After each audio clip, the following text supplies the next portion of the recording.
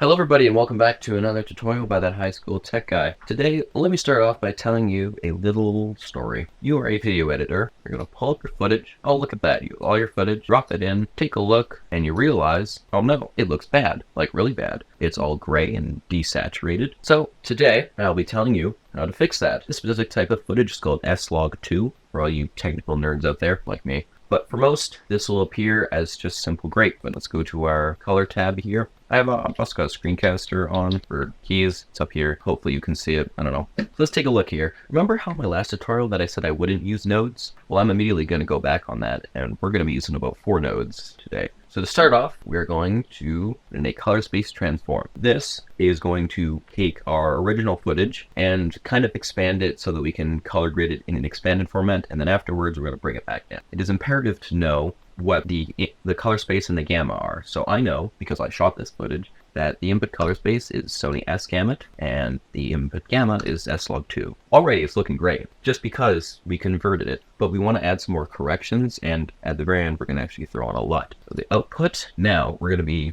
using DaVinci WIDE GAMUT and DaVinci Intermediate. It's going to look bad, so what we got to do, add another node, add serial, throw on another one, and essentially do the opposite here. DaVinci WIDE GAMUT, find our DaVinci Intermediate, and now it's going to go to a LUT, Rec 709, Gamma 2.4. Now over here, we're going to add, and let's just label these nodes quickly. So S-LOG2 to DaVinci WIDE GAMUT is going to be our color corrections. This turns our DaVinci WIDE GAMUT to 709, and then we're going to add our LUT, just like that. So it's very simple node tree here. Press up a little bit. For our LUT, what we want to do is we're going to apply it right now, just so that our corrections will line up with the overarching look that we're going for. This one that I like. Throw it on. Alright, what I do is drag and drop it onto the very end. And now let's start our color corrections here. So already, you can leave it at this. This is probably more than good enough, but I say we can do a bit better. We can actually start to color correct it. So if we look at our waveforms here, you can see that most of it is quite high up, and I don't like that. So let's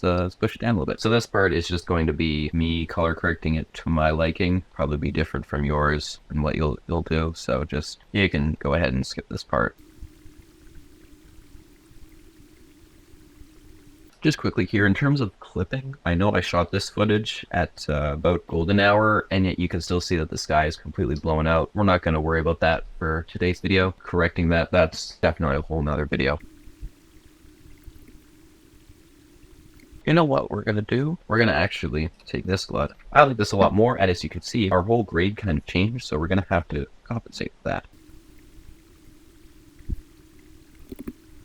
I'm liking the look of this pretty good here. An important thing to remember, by the way, is to do your corrections in here, because before I was actually doing my corrections on this node, and that's not what we want to do. We want to always keep it on the correction node, and the LUT comes after as like a wrapper on the entire footage. Alright, I'm liking the look of this right now. I think it's very good. Let's check our vector scope here, just on his skin tone. What do we got? Yeah, looking a little bit red. You can see in his face it's a little bit red. What we can do, we can go over to our hue versus hue. We can go change that. So right next to this corrector, let's make another node. This one can just kind of sit over here, connect them, and this will be our skin tone over here, our hue versus hue. So here you go, select the skin tone, and we can manipulate it. We can make them green. Right now, what we want, just to focus, it's very hard to see, even I can barely see it, but on the vector scope, you can kind of see a little something moving there. And then you can also just look at his face to correct it. So, for example, we'll move this a little bit back here. 0, get more of his face on that. So right now, yeah, it's looking a bit red. You can just drop it down a little bit more to sort of get the more natural skin tone. Quite faint on this footage, but that's before red, and that's after. Slightly green, but with color theory and whatnot, it makes it look like natural skin color. Go to our final. I'm liking the look of this much better. So here's our nodes. We went from S-LOG2 to DaVinci WIDE GAMUT. Put in a little bit of color correction. We corrected the skin tone. We brought it back from WIDE GAMUT to Rec 709, and then we applied our LUTs. Thank you guys for watching.